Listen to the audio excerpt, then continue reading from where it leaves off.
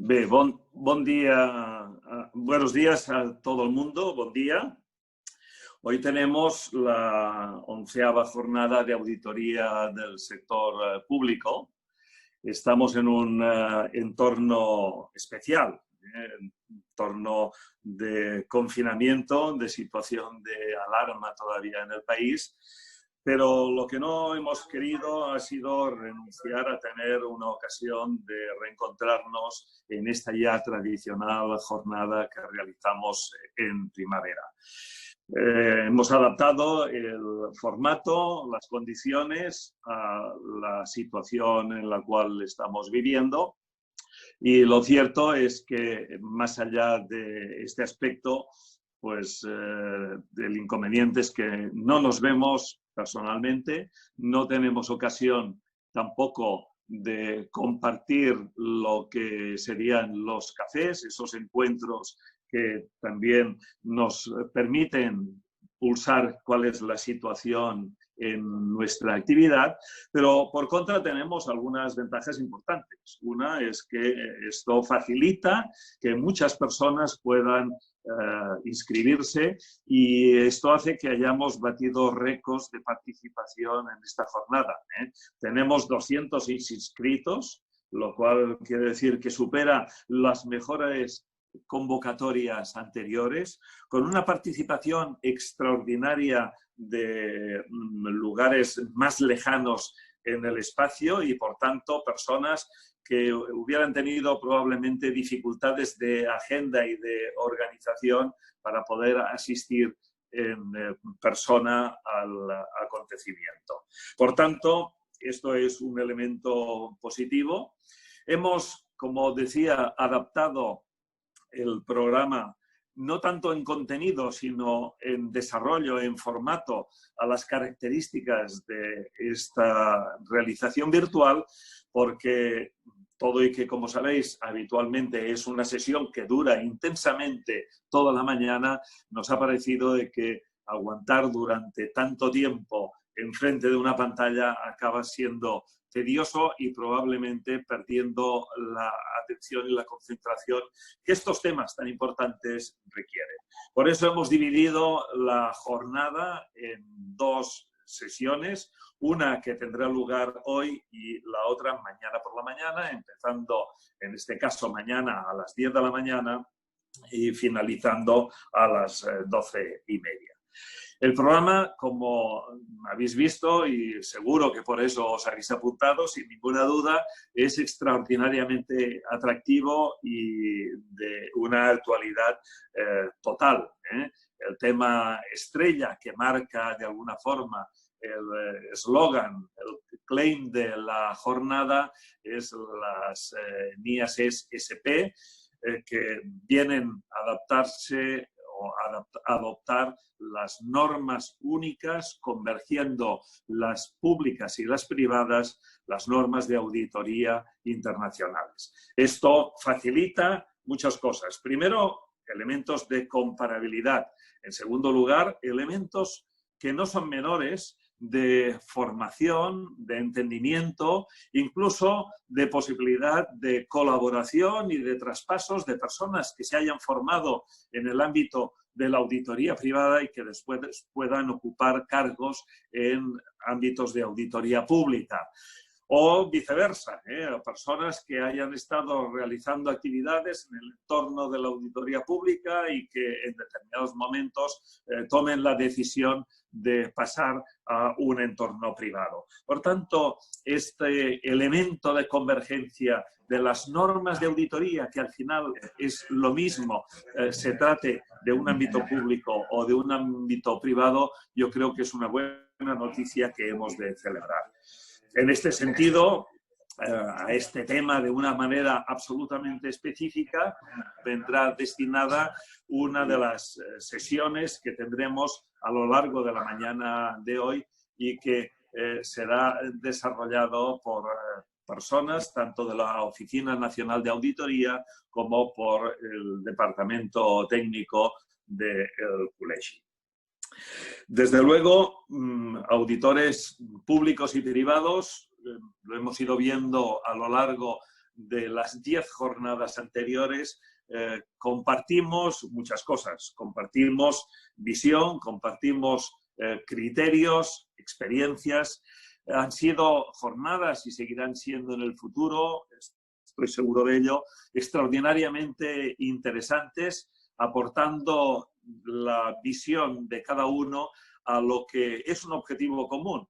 Todos trabajamos por la transparencia, trabajamos por la confianza en la información que facilitan las organizaciones, sean estas de carácter público o sean de carácter privado.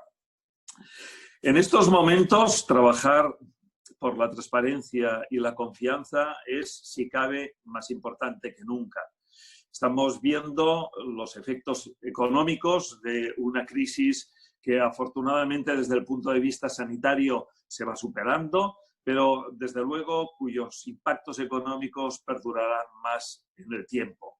Muchas empresas han estado sujetas a dificultades, muchas entidades no lucrativas, organizaciones, ámbitos públicos y privados han sufrido esta situación extraña que nos ha forzado el confinamiento, la transformación de actividades, no me atrevo a decir reducción de actividades, porque desde luego en muchos ámbitos, especialmente el sector sanitario, pero muchos otros, desde los alimentarios, la atención a los ciudadanos en situaciones desfavorecidas, etcétera, no han reducido sus actividades, sino lamentablemente las han tenido que incrementar de una forma muy especial.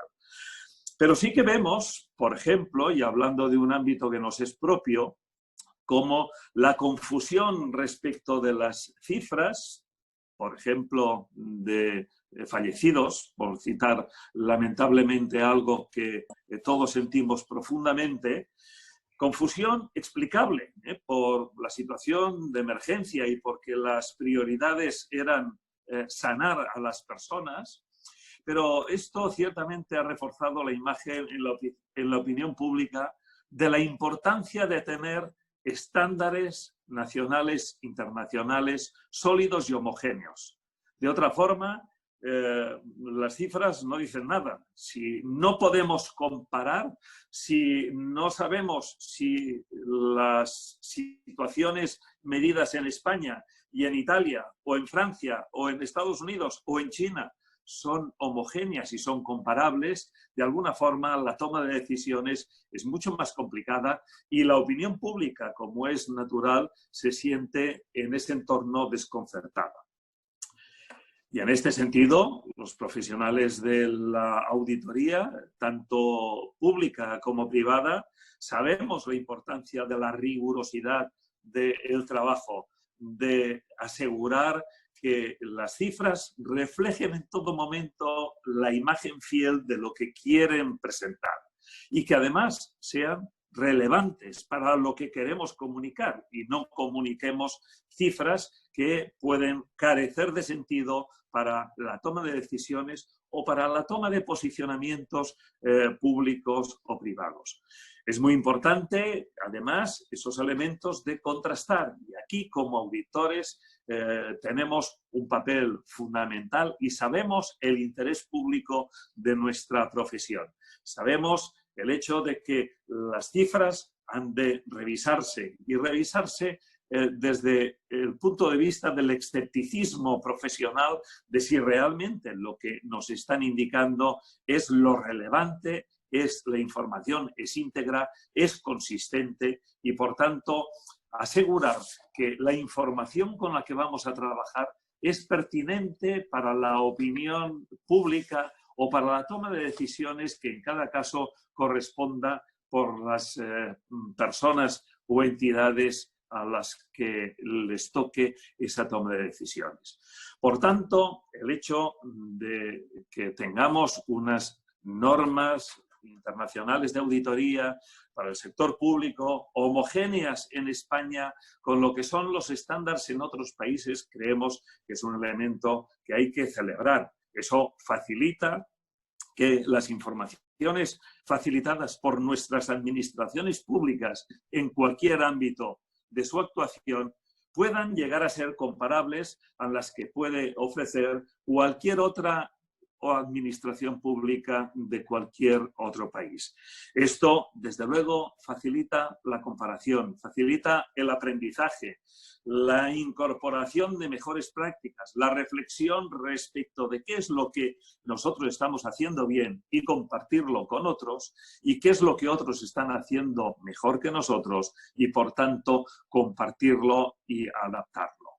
Esta reflexión es, de alguna forma, el sentido de los datos, es el sentido de lo que en nuestra cotidianidad realizamos. El facilitar información que sea relevante para la toma de decisiones.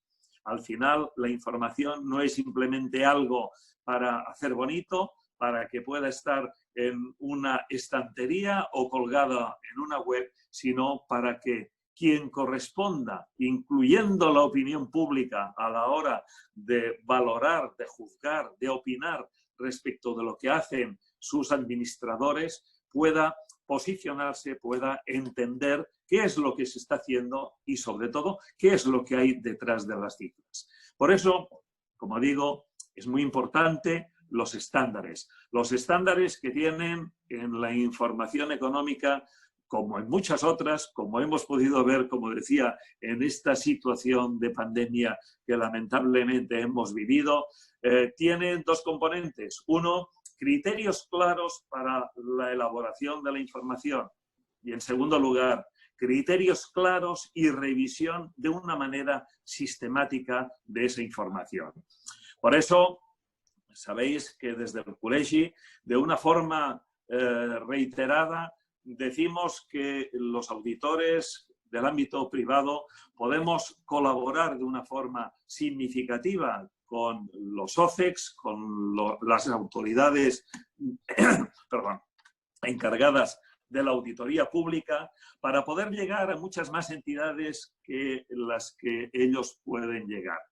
Defendemos la auditoría sistemática, la auditoría regular y, por tanto, no simplemente de forma esporádica, sino de una manera cotidiana, una vez al año, de forma que los administrados tengan la seguridad de que alguien independiente ha revisado que las cuentas reflejan la imagen fiel. Y defendemos, además, que al servicio de los OCECs podemos hacer un gran trabajo, porque las propias características de la actividad de auditoría de alguna forma lo requieren. La auditoría no tiene sentido presentarla 3 o 4 años posteriores a los ejercicios que estamos hablando.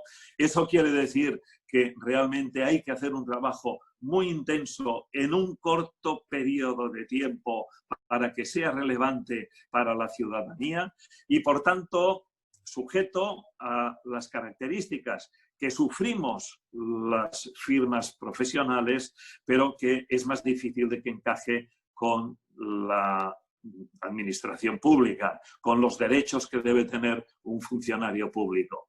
Nuestras firmas tienen rotación muy intensa porque necesitamos personal de base, necesitamos juniors que al cabo de un cierto tiempo ya no tienen cabida en nuestras firmas porque no pueden seguir progresando en su carrera profesional. Necesitamos también unos horarios intensivos, muy cargados de actividad en los periodos punta y luego con una actividad mucho más baja en otros periodos. Por tanto, estamos en ese entorno en el cual entendemos que la colaboración público-privada tiene un papel fundamental para poder realizar al final el servicio público que el tema requiere. A eso vamos a dedicar la jornada. Entre otras cosas, la última sesión de mañana va orientada a ese punto concreto. Lleva por título el control financiero en el ámbito de la Generalitat de Cataluña y formas de colaboración. Por tanto, una jornada intensa dividida en 2 parcelas de jornada. Alguien veo que tiene el micrófono todavía abierto y interfiere. Muy bien, gracias. Decía, dividida en 2 subjornadas, con el hecho de que pueda ser más fácil mantener la concentración y, por tanto, como decía al inicio, intentando mantener el formato más allá de esos aspectos condicionados por el medio, lo más parecido posible a lo que hacemos habitualmente. Por eso, de 9 a 11 tenemos esta parte en la cual ahora estamos de inauguración de la jornada. En este caso, pues con las personas que veis en pantalla, que agradecemos institucionalmente su participación en esta parte de la inauguración, el señor David Canada, interventor general de la Generalitat de Cataluña, que a continuación le cederé la palabra, Miguel Ángel Gimeno, director de la Oficina Antifraude de Cataluña, y un año más el señor Jaume Amat, síndico mayor de la Sindicatura de Cuentas de Cataluña. Todos han querido estar con nosotros en esta jornada, en esta ya 11ª jornada de auditoría del sector público y, por tanto, reitero mi agradecimiento. Dicho esto, pasaría, y desde el control que lo gestionen, la palabra a David Canada, interventor general de la Generalitat de Cataluña. No sé si se me oye. Buenos días a todo el mundo. Perfecto. Sí, vale, muchas gracias. Bueno, en primer lugar, quería agradecer la invitación al colegio, ¿vale?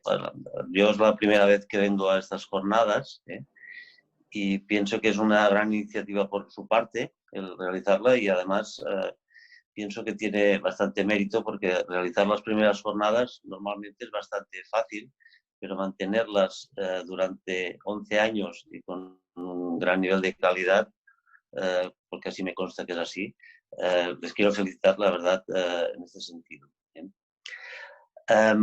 Yo, bueno, la segunda cosa que quería decir es que me excusaría porque tengo una reunión a las 9:30 que no puedo dejar de estar, y por tanto haré una breve reflexión de 10 minutos de algunas cosas que quería comentar con ustedes. Hay temas, pues dijéramos que los conceptos que quiero hablar ya se han hablado muy extensamente, pero quería hablarlo desde la perspectiva de nuestra experiencia en la Generalitat, ¿vale? En el tema del ámbito del control. Y son el tema de la transformación digital, lo que es la transparencia, que también se ha hablado muchísimo, y el tema de la flexibilidad en los controles, en el tipo de control, las modalidades de controles. Pero el tema de lo que es la transformación digital, yo, en este sentido, nuestra experiencia nos dice que es un campo en el ámbito de administración pública aún por recorrer bastante largo.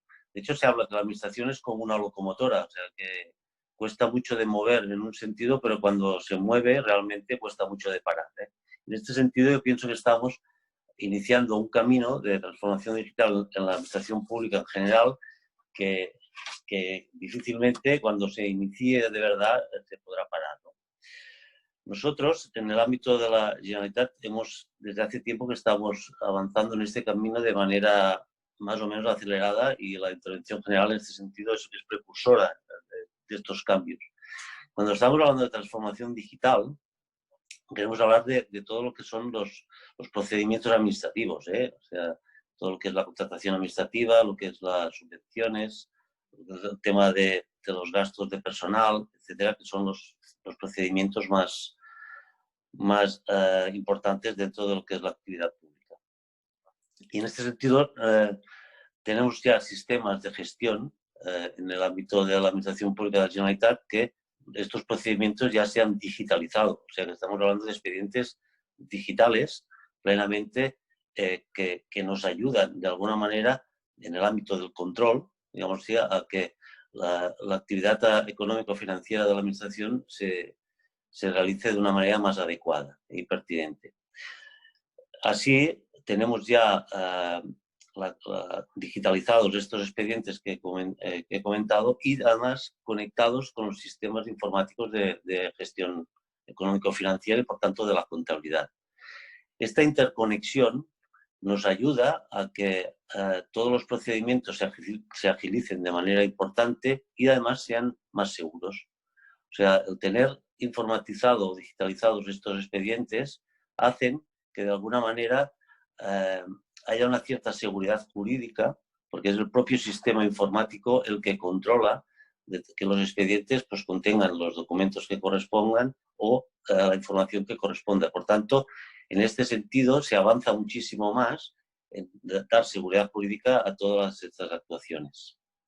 Además, el hecho de interconectarlos entre ellos, o sea, interconectar estos sistemas de tramitación administrativa con el sistema contable, nos permite contabilizar mejor las operaciones y además agilizar la seguridad del registro y además agilizar la tramitación de los expedientes como tal.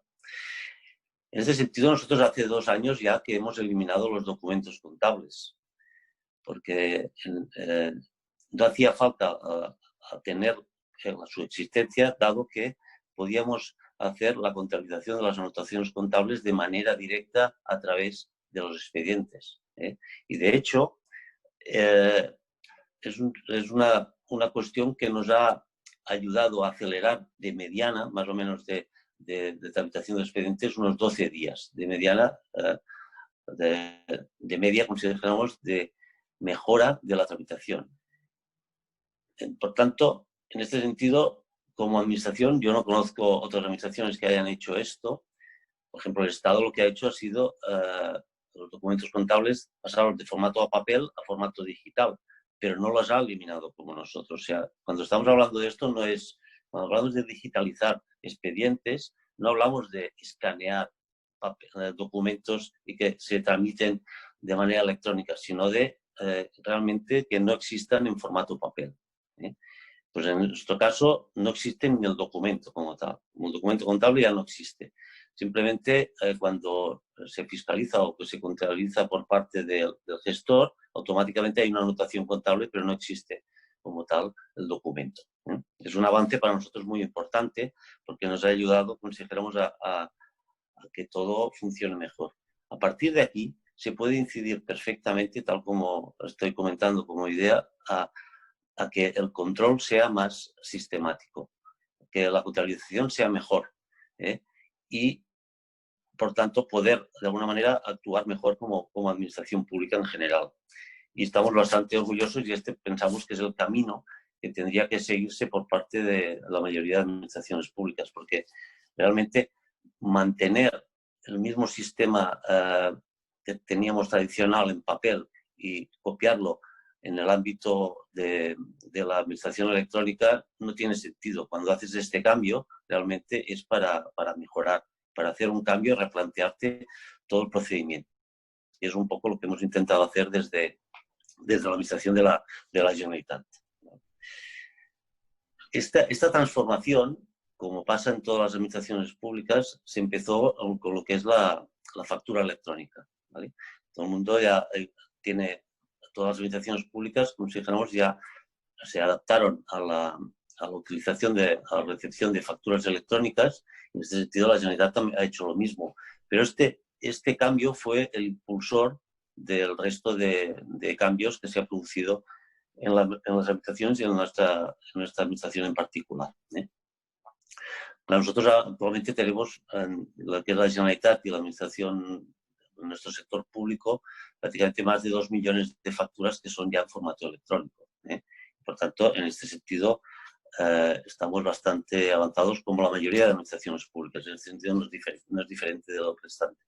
Pero en el ámbito de documentos contables, pues prácticamente 700.000 documentos contables que antes se hacían en papel, ahora ya no se hacen.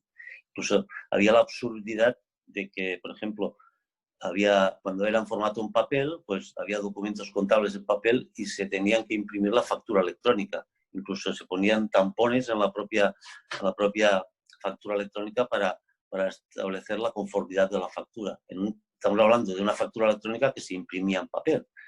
Y esta absurdidad, consideramos, pues ya se ha eliminado en este sentido desde hace 2 años. Por tanto, esto es una parte importante que afecta muchísimo y beneficia muchísimo tanto a la gestión como al control, a las 2 cuestiones. El segundo concepto que yo quería comentar, que va un poco ligado a esto, es el tema de la transparencia. La transparencia como tal, al digitalizar todos los expedientes, nos permite mostrar los datos de estos expedientes a la ciudadanía, por tanto, a su control, al control de las entidades correspondientes, en tiempo bastante real, ¿vale? Nosotros creamos hace un par de años, o pusimos ya en marcha, lo que es el registro de ayudas y subvenciones de Cataluña, ¿sí? Y actualmente se puede visitar la web del Departamento de la Vicepresidencia y ver prácticamente en tiempo real las subvenciones que da, en este caso, la Generalitat y su sector público, esperando que en el periodo de 1 año máximo podamos también todas las entidades públicas, todas las entidades locales del ámbito de Cataluña. Y esto es en tiempo real. Por tanto, no es una cuestión de que en un registro las personas tengan que poner manualmente lo que se puede transparentar de cara a la ciudadanía, sino que es automático. Por tanto, en este sentido es un ejemplo práctico de la transparencia en nuestra administración. Y por último, porque se me acaba el tiempo también, quería comentar el tema de la flexibilización que creemos que tiene que darse en el control por parte de las administraciones públicas. En nuestra competencia de la intervención general, hemos ido impulsando diferentes modalidades de control para adecuarnos a las necesidades de nuestra misión, ¿no? O sea, en el caso de la administración pública pura, aparte de la tradicional fiscalización previa de cada uno de los expedientes, carácter previo a su firmeza, pues tenemos lo que es el control financiero, tipo como si fueran las auditorías, control posterior, la fiscalización previa por muestreo, y también el control de gestión, que es básicamente un control de eficacia, eficiencia y economía. Cuando digo flexibilización, es que tradicionalmente las administraciones tienen un tipo de control en función del órgano por el cual se está controlando. Si es una administración pura, digamos así, normalmente se utiliza la fiscalización previa, y si son entidades del sector público, control financiero. Nosotros hemos impulsado y se ha aprobado en nuestra ley de medidas financieras, administrativas y fiscales la posibilidad, mediante acuerdo de gobierno, de flexibilizar esto en función de las necesidades de cada procedimiento o de cada órgano o de cada entidad. O sea, que nos permite que en cualquier momento, en función de un análisis de riesgos, podamos adaptar el control, ¿vale?, en función de la modalidad que creemos que puede ser más eficiente. Y esto lo estamos utilizando. Ahora, con la situación que nos hemos encontrado ahora del COVID, hemos podido adaptar específicamente en procedimientos concretos, por ejemplo, la compra de material sanitario, etcétera, el traspaso de una fiscalización previa a un control posterior, para poder así agilizar este tipo de compras que en este momento tan difíciles.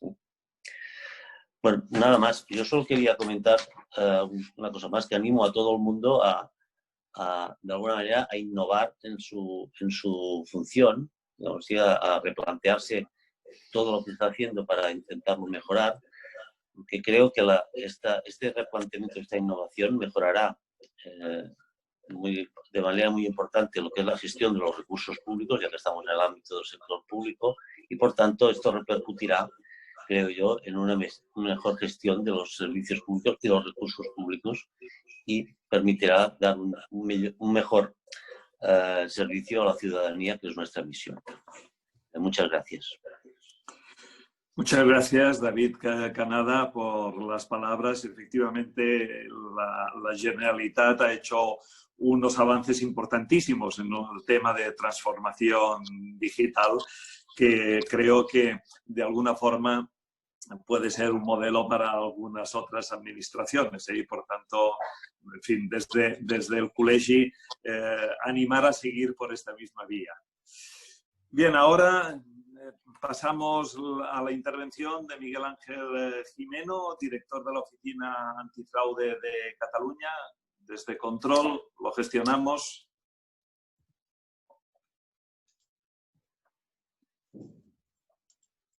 Quiero agradecer a este Colegio de Defensores de Jurados de Cuentas el que nos invite a participar en esta jornada, en esta 11ª jornada de auditoría del sector público dentro de un marco normativo común. Gracias al Colegio, gracias al señor presidente, señor Gómez, por invitarnos a participar en la misma. La situación en la que nos encontramos es una situación que resulta francamente extraña en estos momentos y que además nos anuncia un futuro incierto. Quiero hacer una reflexión al respecto en esta posición. Los que nos dedicamos al fortalecimiento de la integridad institucional, a veces nos cuesta encontrar el punto de oportunidad. Y eso es porque reaccionamos delante de contingencias donde ya se ha producido el daño y como en el mejor de los casos podemos conseguir que este se minimice. Bueno, la prevención aquí funciona muy pocas veces, pero yo creo que ahora es un buen momento para que estas acciones nos sirvan para prevenir un futuro que esté incierto que nosotros tenemos y además, sobre todo, para que ahora reaccionemos delante de estas situaciones de riesgo, de estos grandes riesgos que se nos están produciendo. En esta situación, la Oficina Antifraude ha generado en las 2 pasadas semanas una recomendaciones, un documento de recomendaciones que se han hecho públicas, que las tiene este colegio, que las pueden tener ustedes a su disposición, si van ustedes a mirar la página web y si no la tienen desde otros, que es un documento que se refiere a la prevención de riesgos durante la pandemia del COVID-19. Esta situación, que ha comportado un considerable incremento de las necesidades de la sociedad, tanto en las necesidades de los entes públicos, que desde luego deben adquirir con rapidez para poder solucionar los problemas de los ciudadanos, de suministros, de salud, como no, de servicios, de obras que son necesarias, estos ingentes recursos públicos que ya se han movilizado y que todavía se movilizarán más para la recuperación posterior, la recuperación económica que sin duda tendremos que abordar. Están en una situación de los poderes públicos deben eliminar la deficiencia en la recuperación, porque muchos fondos extraordinarios están en juego la preservación de los derechos fundamentales de las personas y especialmente los más desfavorecidos. ¿Y por qué se incrementan los riesgos? Se incrementan los riesgos porque hay muchos recursos, porque hay necesidad de actuar con premura, controles que la transparencia, postergan el rendimiento de ventas, etc. Y hay una gran debilidad también de colectivos más vulnerables para trasladar las necesidades. Y hemos actuado con unas recomendaciones que son de carácter inmediato y otras que son de carácter. Y en estas de carácter inmediato hemos pensado que efectivamente hay que realizar el sector público, articular canales seguros para alertar que puedan darse. Esto debe proponer el uso adecuado de todos estos recursos de una manera insistente y de la buena fe, de extremar la motivación y la transparencia. Básicamente, la transparencia nos puede salvar, que todo el ciudadano sepa exactamente qué es lo que se está haciendo, la trazabilidad en aquellas actuaciones. La regulación aprobada durante el estado de alarma exige que haya una trazabilidad y debemos saber por qué se da. Y también debemos velar también porque cualquier asignación sea transparente y eficiente de cualquier fondo público que se dé ahí. Y por eso hemos propuesto que se cree pues un lugar virtual en el que podemos llamar COVID-19, donde se pongan todas estas actuaciones en las instituciones públicas que lo hacen. ¿Por qué hay que reforzar el control interno? Pues hay que reforzar el control interno porque los mecanismos de coordinación son estrictamente necesarios. Uno probablemente estén actuando de manera que no dé a toda la completud. Crear mecanismos de coordinación entre las entes con responsabilidades en esta materia, desde luego, el uso de estos fondos públicos creo que facilitará y nos permitirá además averiguar aquellos aspectos que en este momento hasta ahora no se habían dado y que efectivamente todo este suceso que es pues, tan novedoso para todos nosotros que efectivamente se produzca. Y de futuro, pues hay que evaluar la eficacia y la eficiencia de las políticas públicas que se han hecho sobre la materia y que se lleve a cabo una evaluación exhaustiva objetiva, imparcial de las políticas propias, de las políticas públicas para que se han adoptado en estos momentos de crisis. Ustedes, los auditores, hay otras instituciones que ya han preparado toda esta cuestión y que tenían además su experiencia. Me estoy refiriendo a la Organización Internacional de Entidades Fiscalizadoras Superiores, que junto con algunos servicios de auditorías de países que habían padecido ya algunas pandemias, como el ébola o como algunas otras semejantes, han realizado ya algunas recomendaciones dirigidas hacia ellos, pero que creo que son positivas también para nosotros. Es lo que ellos denominan, debemos ser un amigo crítico y recordar a los actores clave las normas y reglamentos básicos. Debemos mantener un diálogo entre todas las partes interesadas. Esto es fundamental. Los auditores pueden resaltar el potencial de riesgos de integridad emergentes que se dan en esta situación y en otras no se darían porque los controles funcionarían, asociados a medidas de recuperación o especialmente sobre la preparación de futuras crisis también, que no las olvidemos. Auditorías de desempeño que pueden brindar perspectiva más amplia, que son aspectos financieros y de cumplimiento. Quiero acabar diciéndole unas palabras que se recogen en este informe, que aquí la obligación de los auditores es ser una fuente creíble de información y orientación independiente y objetiva para apoyar un cambio beneficioso en el sector público. Muchas gracias. Que tengan ustedes unas jornadas, en este caso virtuales, lo más productivas posibles.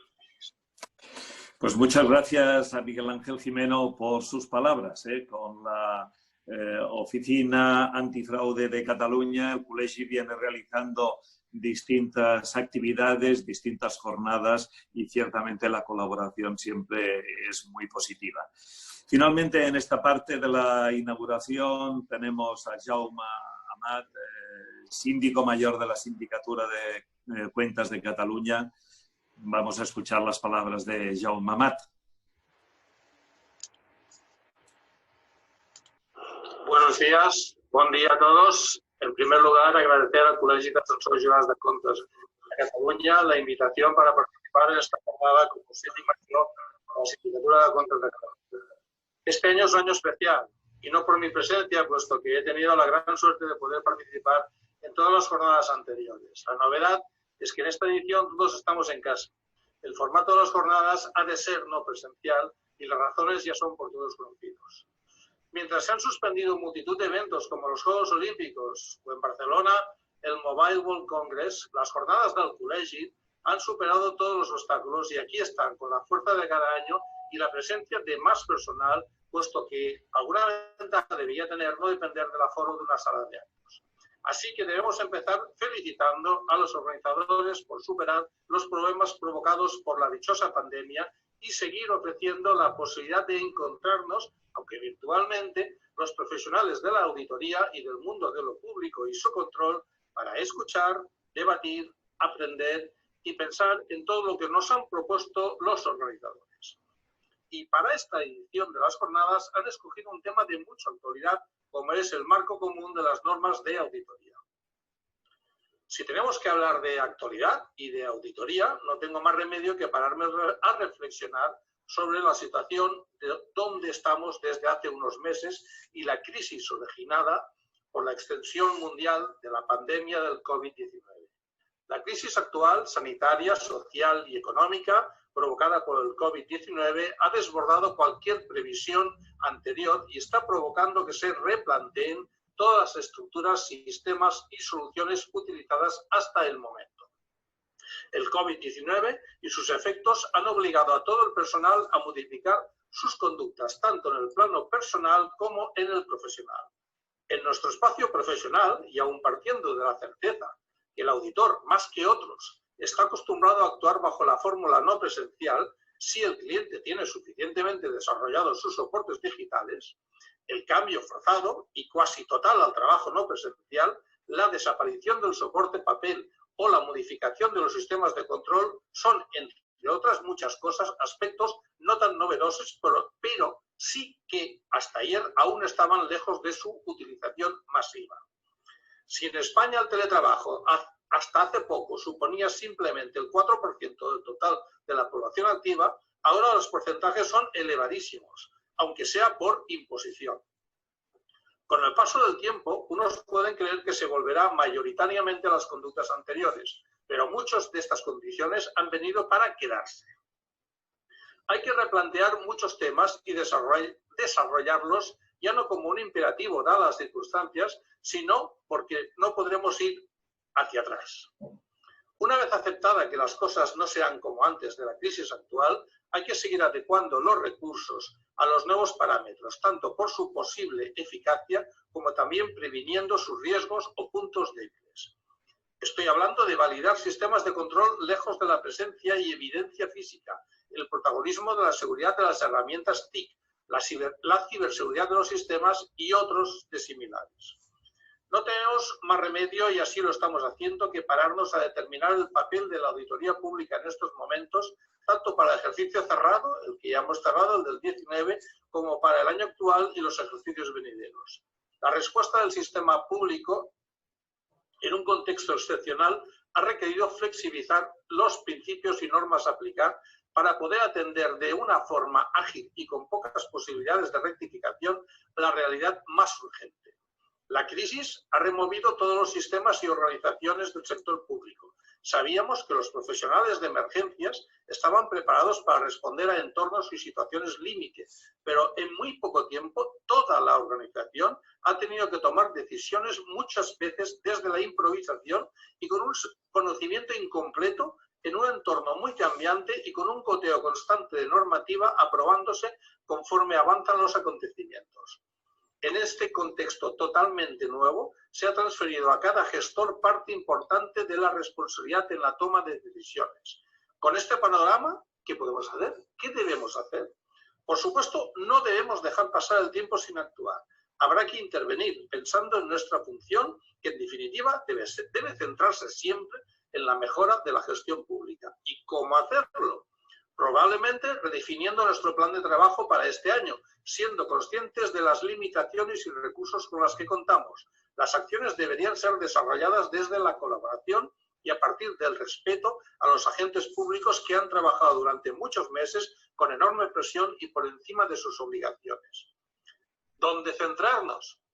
En identificar riesgos añadidos, en analizar procedimientos de gestión, su legitimización y justificación, en exigir y buscar la transparencia en todas las actividades vinculadas, en prever la posibilidad de auditorías de rendimiento o sobre resultados a partir de los datos disponibles, en centrarse en áreas sensibles como la contratación, la gestión de las ayudas, gestión financiera, tesorería, etc., en apoyarse en el resultado de los sistemas internos de control, en la formulación y rendición de las cuentas cerradas afectadas y, importante, nunca aceptar que la relajación en controles y conductas, así como la imperiosa necesidad de actuar con rapidez y eficacia, permita la aparición de conductas no éticas o directamente fraudulentas. La actividad de la auditoría, tanto en el ámbito público como en el privado, basa su legitimidad en distintos pilares. Uno de ellos es el desarrollo de las funciones a partir de normas técnicas de auditoría. Hoy, más que nunca, la auditoría pública debe disponer de un marco y un lenguaje común para desarrollar el importante papel y las obligaciones que la sociedad le exige. En la definición, implantación y desarrollo de las normas técnicas estamos todos metidos. Si hacemos un poco de la historia reciente, podemos recordar que en octubre del 2012 se crea la Comisión de Normas de los ICEX, que son los OCEX más el Tribunal de Cuentas. En noviembre del 13 se aprueba las ISAI.es por los llamados ICEX. En febrero del 14, desde la IGAE, se crea la Comisión para el estudio y la formulación de las NIAS ES-SP. En marzo del 2015, recién inaugurada la Asociación de los OCEX, ASOCEX, se crea la Comisión Técnica para la adopción de normas técnicas a partir de la adaptación de las ISAI. Desde el 2015 al 2019, ASOCEX va aprobando distintas ISAI.es y sus guías de desarrollo GPF, OCEX.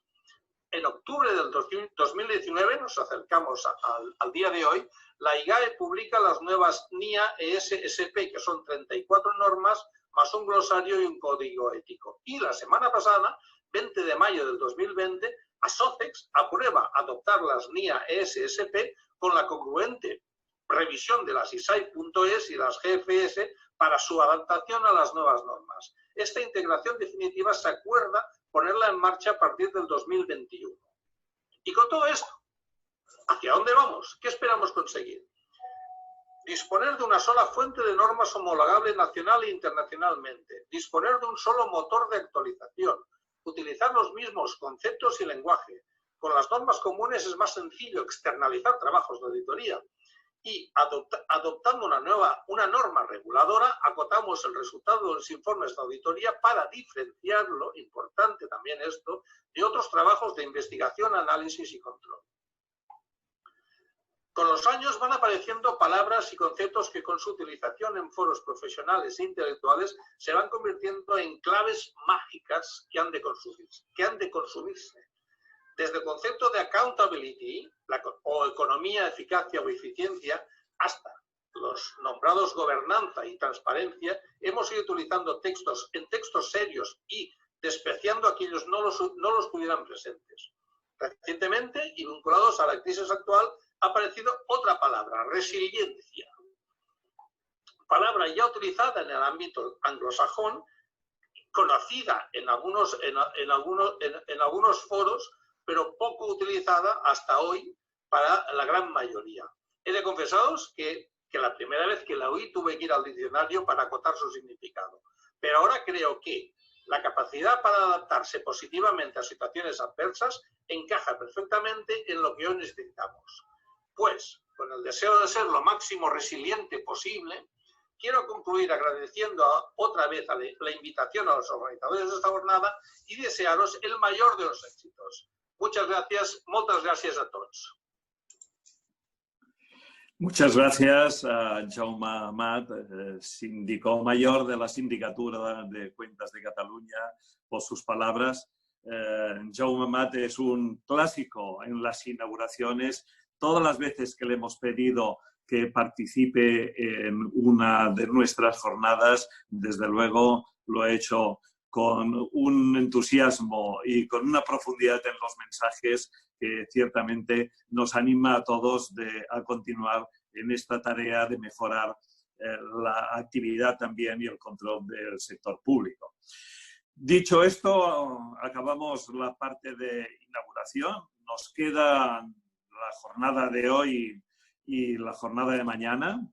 La jornada de hoy con dos conferencias interesantísimas. La primera, un ejercicio casi de prospectiva, el futuro del control del sector público, seguida después de una sesión respecto de la convergencia de las normas internacionales de auditoría del sector público. Entre medio tendremos un café virtual, tendremos una pausa de media hora, pues para que podamos estirar las piernas respecto de la presencia en pantalla, podamos tomar un café, podamos ir al baño y, por tanto, que sea una pausa, que no sea abandonar la sesión, porque, como digo, después de la pausa, esa sesión de convergencia de las normas internacionales del sector público promete ser interesantísima.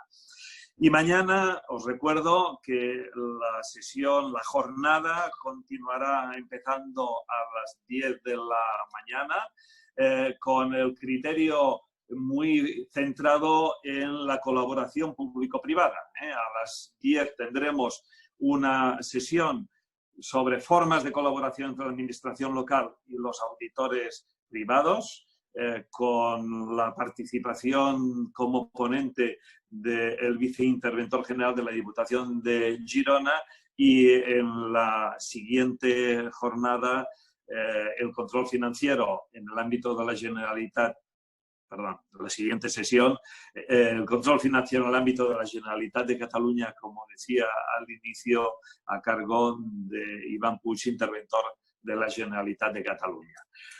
Dicho esto, damos paso a la primera sesión, que está presentada por Juan Ramón Pulgas, presidente de la Comisión de Auditoría del Sector Público del Col·legi. Joan Ramón, cuando quieras. Muchas gracias, Antonio. por tus palabras, ¿no?, en la presentación de las 11avas jornadas del sector público. Desde la Comisión del Sector Público del Collet de Censors i Jurat de Comptes de Barcelona os damos la bienvenida a todos, esperando que estéis bien conjuntamente con vuestras familias después de todo este trabajo que estamos pasando. Y como comentaba Antoni, a continuación se va a desarrollar la conferencia relacionada con el futuro del sector público. Antes de dar entrada al excepcional ponente que va a desarrollar dichas conferencias, quisiera hacer 4 notas introductorias respecto de que últimamente hay corrientes de opinión, estudios recientes que revelan que, a pesar de que la implementación del control interno dentro del ámbito de las administraciones públicas ha avanzado, continúan mostrando grandes dosis de preocupación al respecto de la capacidad de que se estén dando las respuestas adecuadas a los problemas de gestión, a la utilización correcta de los recursos públicos y, sobre todo, a la corrupción. De forma resumida, respuestas apropiadas pasarían por un reconocimiento por parte de las administraciones y sus mandatorias de las limitaciones del sistema, una aplicación de forma más intensa de los 5 componentes del control indicados en COSO. Las nuevas generaciones de empleados públicos están suficientemente preparados, disponen de los recursos e ideas para su aplicación. Una mirada a otros entornos metodológicos y, sobre todo, una mirada también a otros lugares del mundo, una mirada internacional. Como no podía ser de otra manera, deberíamos también realizar un profundo cambio tecnológico que conduzca a la digitalización total de cada uno de los rincones de las administraciones públicas y, por qué no decir, que sería importante, ¿no?, continuar avanzando en la colaboración con los auditores privados por parte de las administraciones públicas. No quisiera olvidarme tampoco una mención, aunque parezca ventajista, pero vaya, es que lo estamos sufriendo de una manera intensa, de que quizás también la administración pública debería avanzar en el aspecto de cómo anticiparse a tormentas de este tipo, de la pandemia del COVID-19, y para ello pues debería profundizarse en la administración online, la digitalización de todos los sistemas, el adecuado implementación de los recursos para que se pueda realizar teletrabajo por parte de todos los empleados públicos, etc. No voy a introducir más por mi parte, simplemente era 4 líneas de forma introductoria, porque aquí el gran protagonista es el profesor Carles Ramió, que es la persona que a continuación va a desarrollar la temática. 4 notas simplemente para ilustrar el contexto de Carles. Carles Ramió es catedrático de Ciencias Políticas y de la Administración por la Universidad Pompeu Fabra de Barcelona. Ha publicado numerosos libros y documentos sobre instituciones, dirección y gestión pública, teoría de la organización y auditoría operativa, función pública, partenariados público-privados y participación ciudadana. Ha ocupado diferentes cargos públicos, como fue el de decano de la Facultad de Ciencias Políticas y Gestión en la UPF, vicerrector en la UPF en 4 ocasiones, director de la Escuela de Administración Pública de Cataluña y presidente de Ivaloa, Consorcio de Evaluación de Políticas Públicas de Cataluña. Sin más, simplemente deciros que al final de la sesión de la conferencia, si tuviésemos o dispusiésemos de 10 minutos, podríamos dar lugar a la entrada a alguna pregunta y, si no, pues daríamos por concluida la conferencia. Carles, entiendo que estás ya a punto. Sí, sí. Bueno, pues te doy entrada, Carles. Estoy a punto. Bueno, buenos días a todos y a todas. Espero que todo el mundo se encuentre bien. Ante todo, agradecer esta magnífica oportunidad de compartir un momento con todos ustedes y agradecer, por lo tanto, al Col·legi y esta amable presentación de Joan Ramon. La verdad es que yo soy, por mi profesión, un gran defensor de las instituciones públicas y creo que socialmente las tratamos de forma muy injusta. En términos generales, en este país, en lo que es España, lo que es Cataluña, pues realmente estamos prestando unos servicios públicos de calidad, tenemos unos magníficos empleados públicos y creo que esto no se pone suficientemente en valor. Además, tengo que reconocer que estoy muy asustado ante la crisis del COVID, porque eso puede ser, digamos, dar pábulo a críticas demagógicas por parte de nuestras instituciones administrativas, tanto en su dimensión política como en su dimensión estrictamente técnica y profesional. piensen que España es un país sobreexpuesto a la crisis del COVID. Miremos los indicadores que miremos de fallecidos o de contagiados. España es el país, desgraciadamente, líder en el mundo en estos dos grandes indicadores. Hace un mes apareció un informe australiano donde analizaba las políticas de los distintos gobiernos y administraciones públicas para combatir la crisis del COVID, y España quedaba en la primera posición, es decir, en la última, como el país que lo había hecho de forma, digamos, menos satisfactoria. Por lo tanto, me da a mí la impresión de que se está generando una especie de presión colectiva de nuestra sociedad con las instituciones públicas, con nuestras administraciones públicas, porque parece que hemos atajado muy mal este problema. Cierto que si miramos solo España, la concatenación de errores es extraordinaria y nos echamos todos las manos a la cabeza.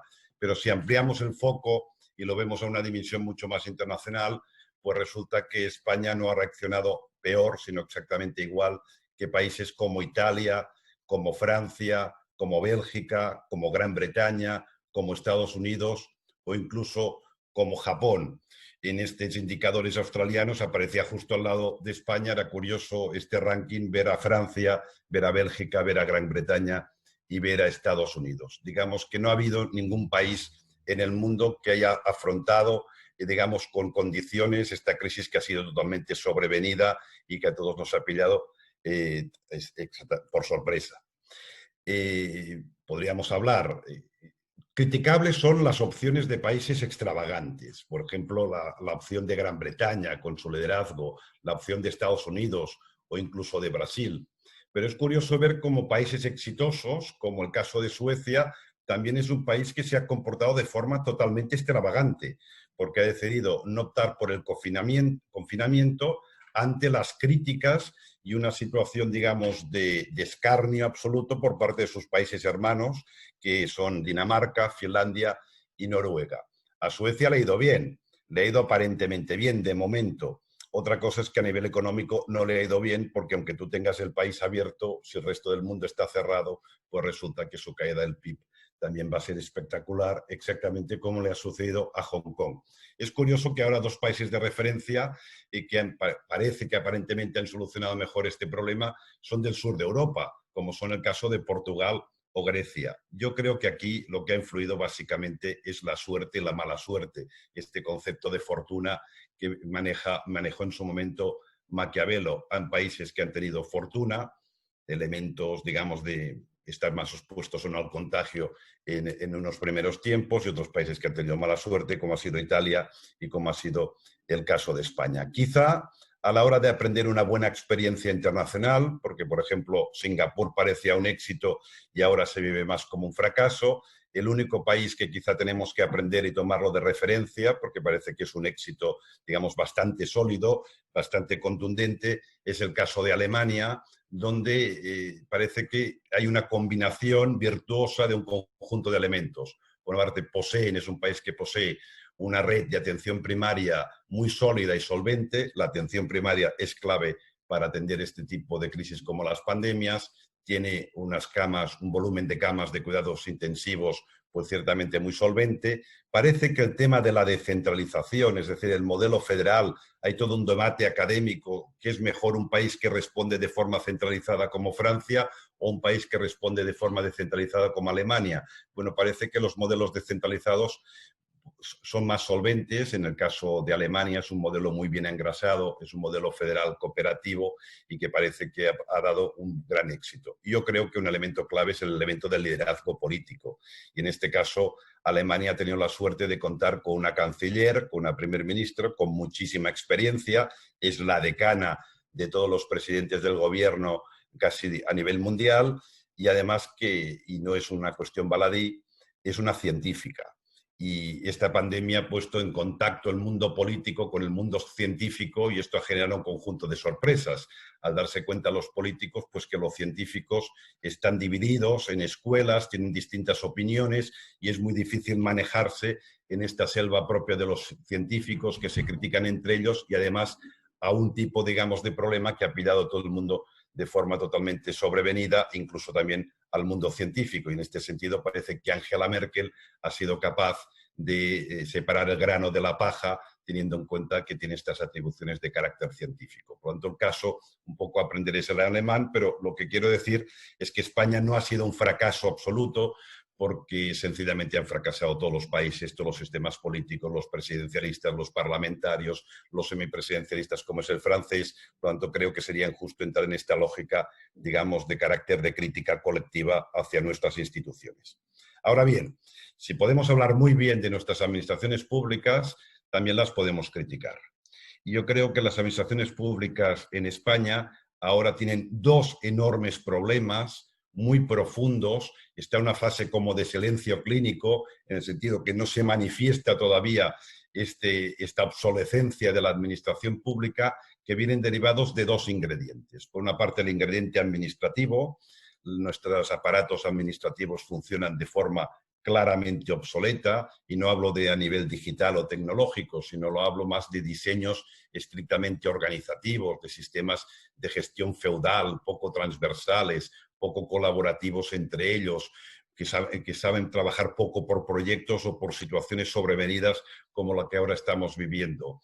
Esto está generando un problema de que va a tener la administración pública, si no cambia, un grave problema de atraer y retener el talento.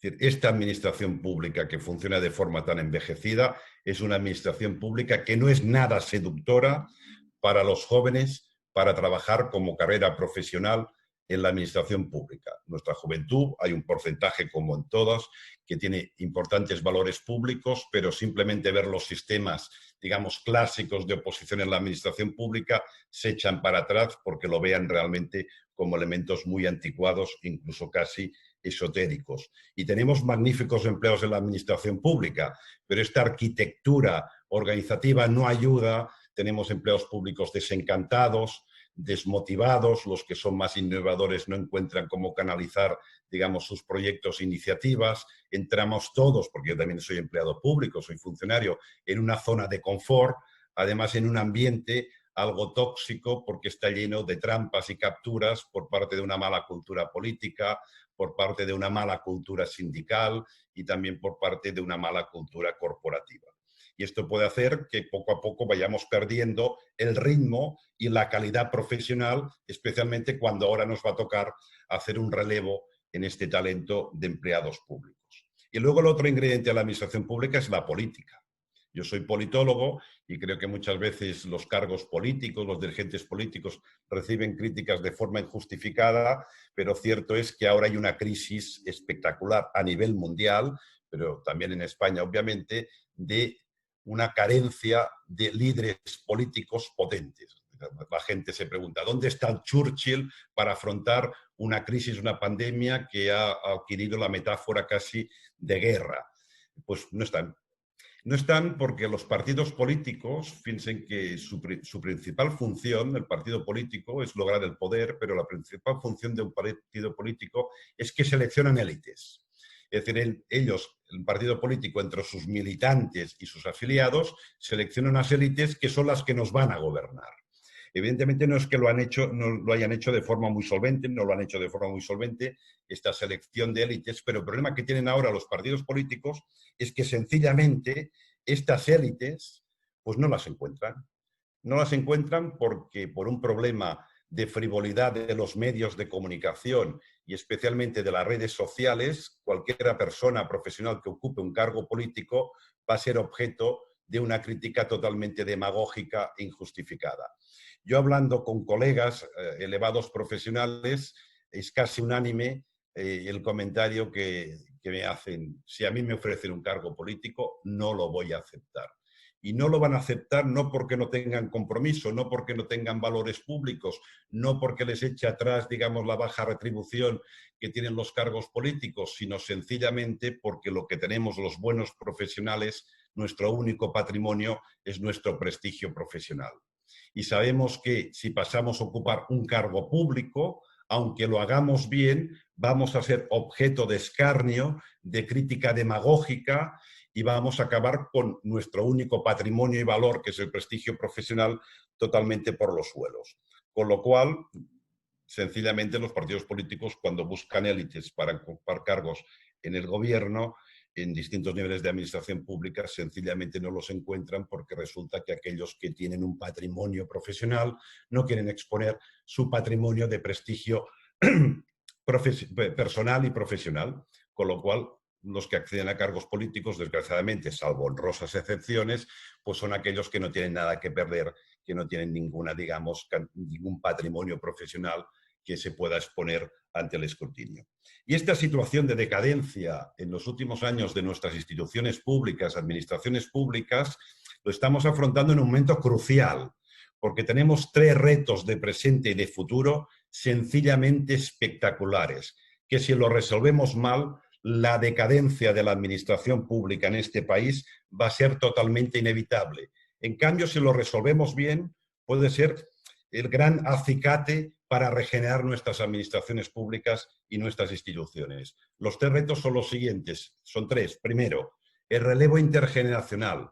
La administración pública española está muy envejecida y en los próximos 12 años se va a jubilar 1 millón de empleados públicos, sobre una masa laboral del 3,3 millones aproximadamente, es decir, el 30% de los empleados se van a jubilar en los próximos 12 años. Y además no cualquier empleado, sino los empleados que ocupan puestos directivos, los jefes administrativos, los que han construido las administraciones públicas democráticas y modernas, las que tienen una expertise y un dominio de las instituciones espectaculares porque han sido los codiseñadores de estas administraciones públicas y tenemos que ver la forma de no perder este talento, este conocimiento, de traspasarlo a las nuevas generaciones. Se habla del conocimiento intuitivo, tenemos intuiciones, el conocimiento intuitivo no existe, el conocimiento intuitivo es experiencia que se muestra de forma intuitiva y es muy difícil hacer esta transferencia del conocimiento y tenemos que aplicar estrategias. Y el otro elemento clave es que habrá una parte del conocimiento que se va a perder, pero también es una oportunidad de rejuvenecer la administración pública, pero no solo a nivel físico, sino a nivel conceptual, entrando una juventud muy bien preparada, totalmente digitalizada, que va a ser la responsable pues, de implantar la administración digital y también la revolución 4.0 de la inteligencia artificial. Que este es el segundo elemento. El segundo elemento es que estamos en las puertas, ya hemos empezado. Es impresionante ver la cantidad de algoritmos y cómo la administración pública ya está utilizando la inteligencia artificial. Tenemos que incorporar la inteligencia artificial y la robótica en la administración pública como una forma de mejorar nuestros sistemas de gestión, como una gran oportunidad, no como un problema y como un mecanismo para conseguir organizaciones públicas mucho más eficaces y mucho más eficientes. Y el tercer gran reto también tiene que ver con el envejecimiento, pero en este caso el envejecimiento de la población. Esto va a ser un reto y un estrés en los próximos años para las administraciones públicas sencillamente espectacular.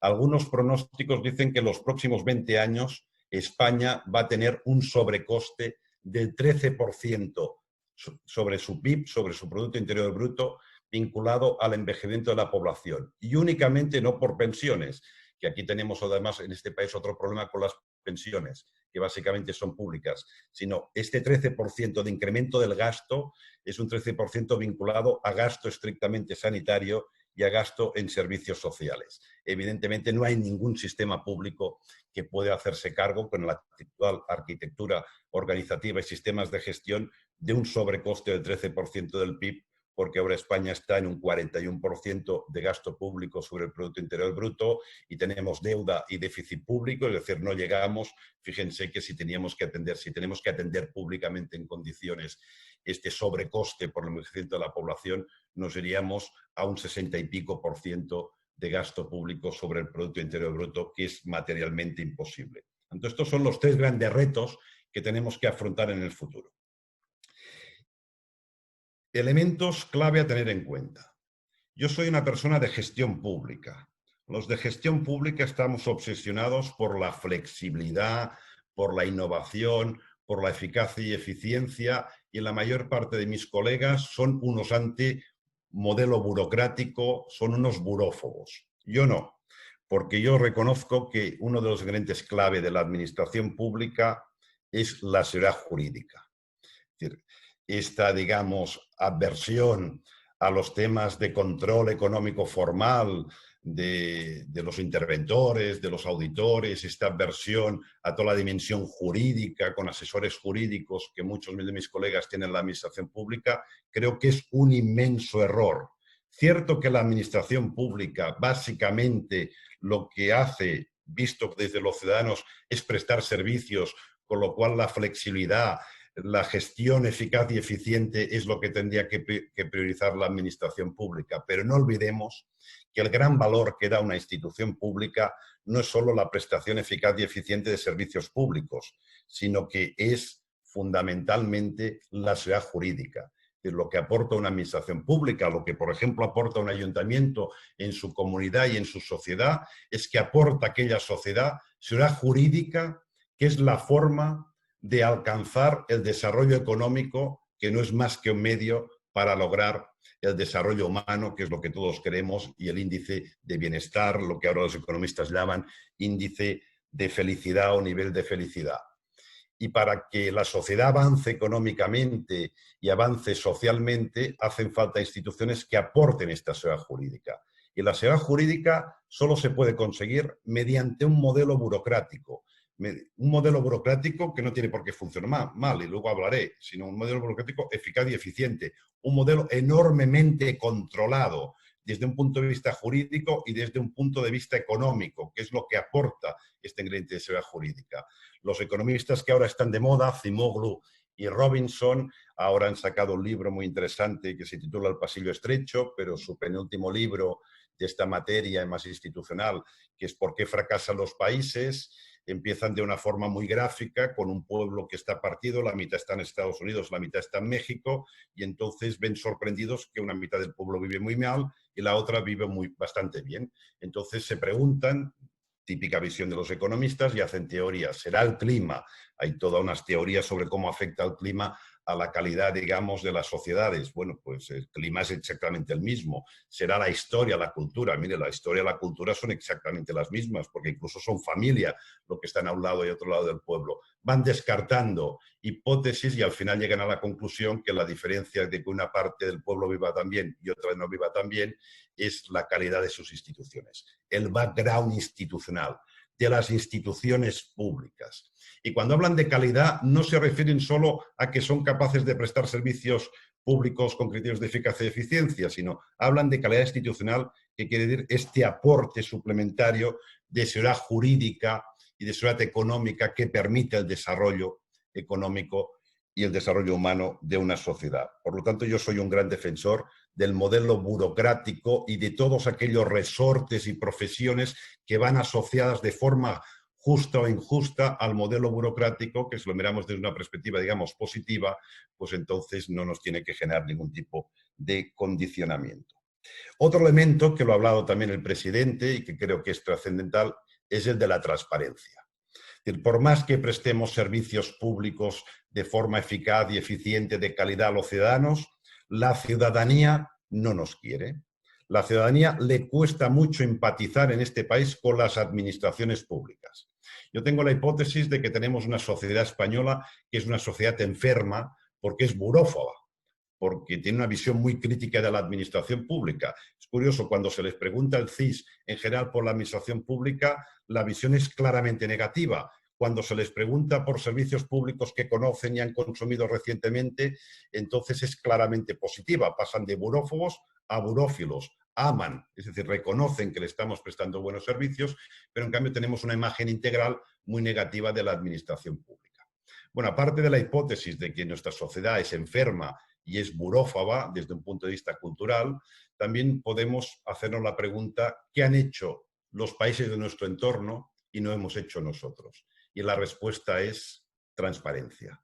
Transparencia, rendición de cuentas y evaluación de políticas públicas. Es decir, no es cierto que la forma de conseguir legitimidad social en la administración pública sea solo por la vía de prestar servicios de forma eficaz y eficiente y de calidad, sino que es por este mecanismo, más un mecanismo suplementario que es muy importante para empatizar con la sociedad, que es aportar transparencia, ser transparentes. Fijaros que para un ciudadano la administración pública opera como una sociedad secreta, Por más que ahora tengamos leyes de transparencia, no son leyes de transparencia muy proactivas, muy innovadoras, sino más bien reactivas, que generan una enorme cola de burocracia y unas enormes externalidades negativas a nivel burocrático. Pero en cambio digamos, gozando de una transparencia que yo denomino transparencia traslúcida. Porque un ciudadano del sistema público, básicamente, lo que ven son entradas, inputs, y lo que ve son outputs. Ve inputs porque ellos votan y se configura un gobierno, a veces les cuesta entender cómo funciona este mecanismo con nuestro sistema parlamentario, y inputs es que ellos pagan los impuestos y se dan cuenta cuando pagan los impuestos. Y luego los outputs o las salidas son que recibimos servicios públicos de calidad. Sí, pero la caja negra que es la administración pública, cómo se toman las decisiones, en qué nos gastamos hasta el último céntimo de euro, todavía seguimos poniendo la cortina y eso genera una enorme desconfianza a la sociedad. Porque la transparencia real, lo que importa realmente a un ciudadano, es saber cómo y por qué se toman las decisiones de una manera o de otra, cómo se preparan estas decisiones, cómo se cocinan y en qué se gasta hasta el último céntimo de euro. Esto es lo que quieren saber los ciudadanos y actualmente, con el actual sistema de transparencia, no saben ninguna de estas dos informaciones que son totalmente trascendentales. Tercer elemento. El tercer elemento es el de la robótica y la inteligencia artificial. Yo veo enormes beneficios en la implicación de la inteligencia artificial en la robótica. Por ejemplo, la parte burocrática es la más susceptible de ser robotizada y piensen que podemos conseguir un sueño, que es un modelo burocrático que por primera vez sea un modelo burocrático eficaz y eficiente. Yo cuento de forma, con sentido del humor, medio en broma, en el caso altamente improbable que Max Weber tuviera sueños libidinosos por la noche, él soñaba con una administración pública implementada por robots. Porque fíjense que encaja conceptualmente. El modelo burocrático es un modelo mecánico, es un modelo perfecto, es un modelo que nunca ha funcionado bien, sencillamente porque lo implementamos las personas. Y las personas tenemos dos problemas. Uno, no somos infalibles, nos equivocamos. Y los procesos burocráticos son tan complejos que incluso los mejores burócratas, y cuidado que ahora en la administración pública hay un déficit espectacular de conocimiento y dominio de carácter estrictamente burocrático, nos equivocamos constantemente, cometemos errores, con lo cual el modelo funciona mal. Y luego el segundo problema es que los seres humanos tenemos intereses y a veces capturamos este modelo burocrático en favor de intereses particulares o intereses corporativos. Un modelo burocrático bien implementado, bien diseñados los algoritmos, con buenos sistemas de entrenamiento por robots, podría ser por primera vez un modelo burocrático que aportara seguridad jurídica, que aportara estandarización en esta parte de la administración pública, que tiene que ser burocrática y estandarizada porque tiene que respetar los principios de igualdad, de equidad, etcétera, sencillamente porque en un ayuntamiento hay una parte, digamos, de expedición de licencias, de autorizaciones, de disciplina fiscal, económica, comercial, etcétera, que tiene que funcionar de forma burocrática y con la inteligencia artificial podría funcionar muy bien. Y a nivel de gestión de servicios también nos podría ser de mucha ayuda la inteligencia artificial en la robótica, porque, por ejemplo, la única forma de hacer frente a los retos de enorme gasto que se prevé en envejecimiento de la población en sanidad y en servicios sociales únicamente con la ayuda de la inteligencia artificial, con una renovación conceptual de nuestro modelo organizativo y de nuestras políticas públicas, podemos hacer frente a estos retos. Ejemplos de cómo la robótica puede hacer una administración pública más eficaz y eficiente. Ahora los hospitales públicos han introducido a un robot que hace funciones de conserjería, se llama Piper. Es un robot que además está cayendo muy bien a los ciudadanos porque es capaz de empatizar, detecta hasta 4 tipos de emociones. Es decir, entras asustado en un hospital, que eso es muy corriente, entonces el robot va y te anima y te tranquiliza. Ya eres un veterano y estás en plan de broma, te cuenta un chiste. Incluso es un robot que tiene una memoria prodigiosa porque en cuanto le dices el nombre y los apellidos, pues te dice, es verdad, usted estuvo aquí hace 15 días en la consulta del doctor tal. ¿Cómo le fue la consulta? ¿Cómo le fue la visita? Los ciudadanos están sencillamente encantados. Además, es un robot de tipo humanoide que si hace falta te acompaña hasta donde está el dispensario médico. Bien, ¿saben ustedes cuál es el coste de este robot? El coste de este robot es el equivalente a 6 meses de sueldo de un conserje humano. Fíjense que en el ámbito sanitario en Estados Unidos ya tienen algoritmos que son los que están haciendo los diagnósticos en cuidados intensivos. Ahora de momento está en fase de prueba y hay un médico robot que hace el primer diagnóstico, luego un médico humano que mira si lo ratifica o discrepa, y eso es como un bar casi en el arbitraje. Hay un tercer médico humano que hace de árbitro. En el futuro los diagnósticos lo van a hacer, digamos, la mayor parte de diagnósticos, los robots. Y se alimenta este robot mediante la información de todos los enfermos del país en cuidados intensivos que están múltiplemente sensorizados, con lo cual dispone de toda la información y no se equivoca al primer diagnóstico que lo puede hacer en un primer segundo. Con lo cual, digamos que podría poner muchos más ejemplos, o en servicios sociales. Fíjense que ahora hemos visto el tema de las residencias, de ancianos y el gran drama que existe con las residencias de ancianos. Es curioso ver cómo el Parlamento de Dinamarca hace poco, por ley, prohibió la creación de nuevas residencias de ancianos. Eso puede sorprender, porque ahora que Dinamarca tiene la población tan envejecida o más como la española, de golpe va y se les ocurre pues cerrar o no abrir nuevas residencias de ancianos.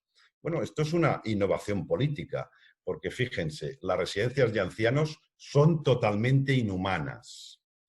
Ahora lo hemos visto con la crisis del COVID.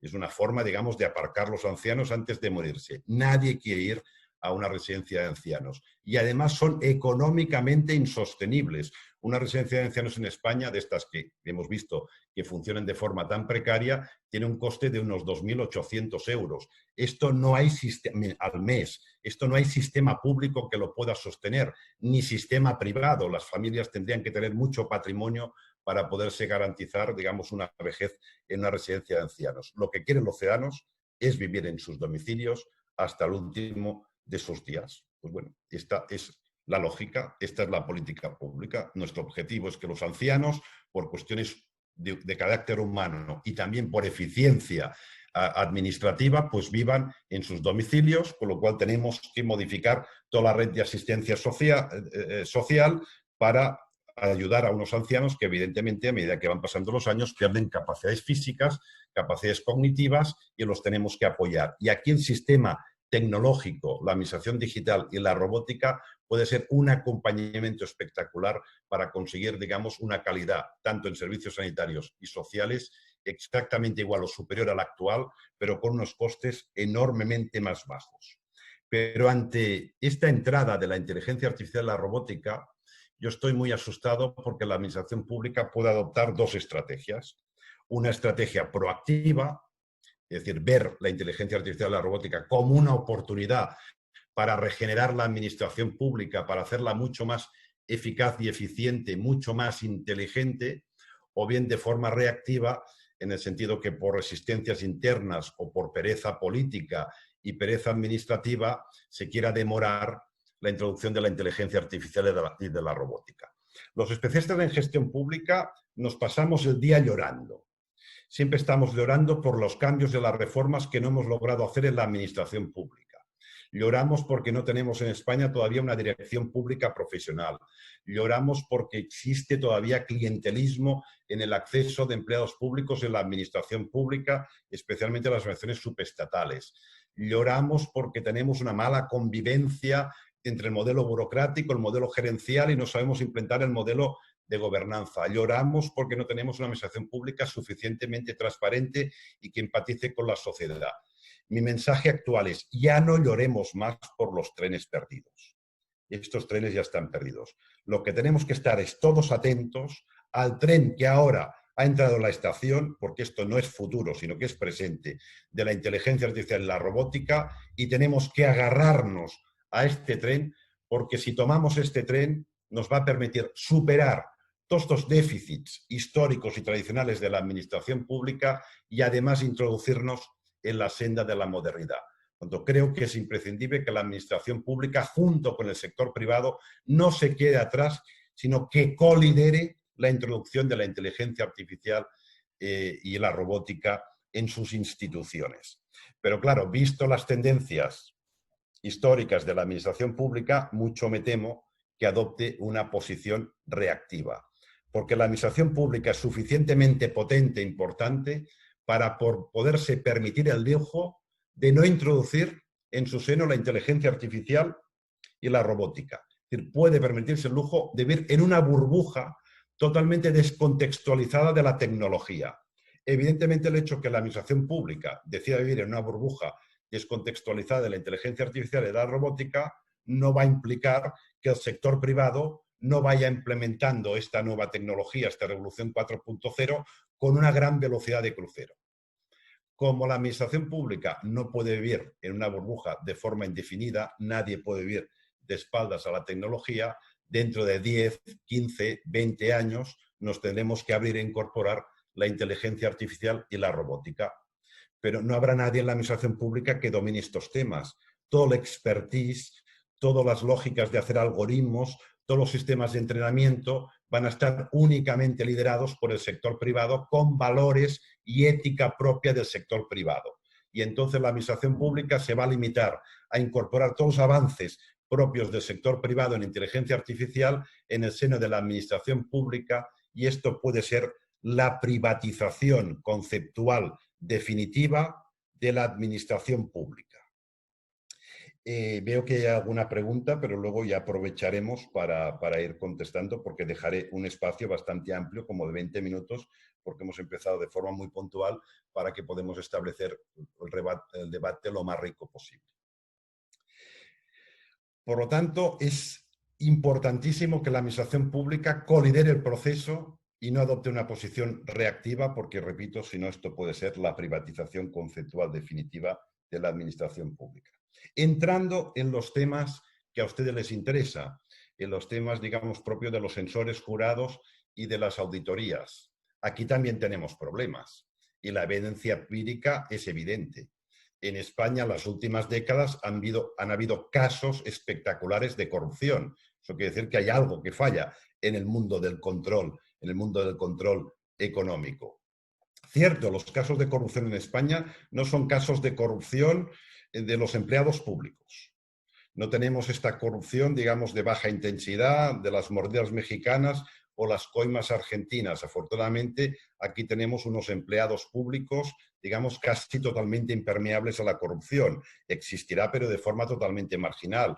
En los indicadores, digamos, más solventes, cuando a un ciudadano se le pregunta si en sus 2 últimos años ha experimentado un caso de corrupción con alguna administración pública, solo el 2% responde afirmativamente. Y en los ámbitos más delicados, en los ámbitos de seguridad, de educación, de sanidad y de servicios sociales, este indicador, por ejemplo, está por debajo incluso de Alemania, con lo cual, afortunadamente, en este país no tenemos esta corrupción por parte de los empleados públicos, sino que tenemos una corrupción básicamente de tipo político, de sistemas heterodoxos de financiación de los partidos políticos y de líderes políticos que hacen función de tesoreros, pues que se quedan una parte importante de lo que roban, porque todos sabemos que es un oficio de alto riesgo y tarde o temprano todos acaban siendo objeto de un proceso, digamos, de carácter judicial. Por lo tanto, primer problema, hemos experimentado recientemente corrupción.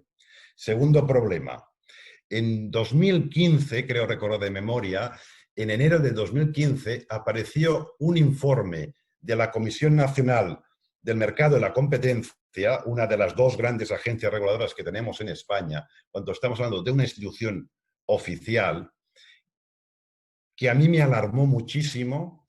Me caí casi de espaldas y, en cambio, pasó socialmente totalmente desapercibido. Que en este informe afirmaba, yo creo que exagerado, pero lo hizo una instancia pública y que es muy solvente y con buenos profesionales, afirmaba que en España, en todo lo que contratan las administraciones públicas, todas ellas hacia el sector privado, que es muchísimo dinero, porque en aquel momento eran 198.000 millones de euros, es decir, casi el 20% del Producto Interior Bruto que contrata la administración pública hacia el sector privado, todo tipo de contratos, los contratos de obras, los contratos de servicio, las compras, las externalizaciones, los conciertos, etcétera. Todo este gran volumen estimaban que pagábamos un sobrecoste de precio medio de mercado del 25%. Bueno, esto es una noticia sencillamente espectacular. Yo creo sinceramente que exagerada, ¿eh? Porque fíjense, eso quiere decir que cada año en España las administraciones públicas pagan de más, teniendo en cuenta la media de precios de mercado. Al pagar un 25% más, eso quiere decir que en España se pierden cada año 48.000 millones, ahora deben andar por los 50.000 millones de euros, que esto es casi el 5% del PIB. Es una barbaridad de dinero. Repito, yo creo que es exagerado, pero este informe, que es solvente, pues algo nos indica de que aquí hay un enorme fallo a la hora de adquirir bienes por parte de la administración pública. Y tercer elemento de que hay algo que falla, y es una crítica que a mí me resulta muy dolorosa hacerla, ¿eh? Es a lo que ustedes llaman en la jerga los OCEX, ahora he visto también los ICEX, es decir, el Tribunal de Cuentas, la Sindicatura de Cuentas, las oficinas antifraude, no funcionan. No funcionan. Es evidente que no funcionan, es una evidencia empírica, porque si sucede todos estos dos elementos que antes he relatado, es que no funcionan. Y me duele mucho decirlo, porque los profesionales que hay en estas instituciones son magníficos, son muy solventes. Además, aquí en la inauguración, tanto a Amat como a Jimeno, he tenido el privilegio de trabajar con ellos profesionalmente, y son dos magníficos profesionales con las mejores credenciales. Pero visto de forma agregada, estas instituciones de control, los OCEX, no acaban de funcionar, probablemente porque hay una contaminación institucional perversa entre estas instituciones y, digamos, el mundo político y el mundo de los partidos políticos, que es una contaminación que es muy difícil de resolver. Aparte, el tema de los tiempos es muy importante, porque evidentemente hacer análisis, balances, auditorías ex post a 4, 5 o 6 años vista, porque pues, sencillamente esto no aporta el ingrediente fundamental, que es el de la seguridad jurídica. Por eso yo creo, por más que no soy especialista en esta materia, que la función de los sensores, de los auditores externos, es totalmente trascendental en el buen funcionamiento de la administración pública, en conseguir una administración pública que dé garantías jurídicas, opere con seguridad jurídica, sea impermeable a la corrupción, sea impermeable también a la ineficiencia, por lo tanto, comprando mucho mejor y gestionando los recursos económicos de forma mucho más solvente. Ustedes tienen algunas sesiones que dedican a ello. Resulta claramente sorprendente para un lego en esta materia, pues que la legislación obligue a casi cualquier empresa a pasar a auditorías externas, ser avalado y escrutado de forma externa, y en cambio la administración pública no tenga esta obligación. He visto que muy pocos ayuntamientos hacen uso de los auditores ex post para que hagan este tipo, digamos, de auditorías. Hay la excepción, he visto, del Ayuntamiento de Barcelona, que en todos sus organismos, porque esto no es solo un ayuntamiento, sino los ayuntamientos grandes, todos lo que son sus consorcios, sus entes instrumentales, como son empresas públicas, etcétera, pues todas pasan una auditoría por parte de ustedes en el caso del Ayuntamiento de Barcelona, pero yo creo que eso tendría que ser común y en todos los ayuntamientos. ¿Por qué?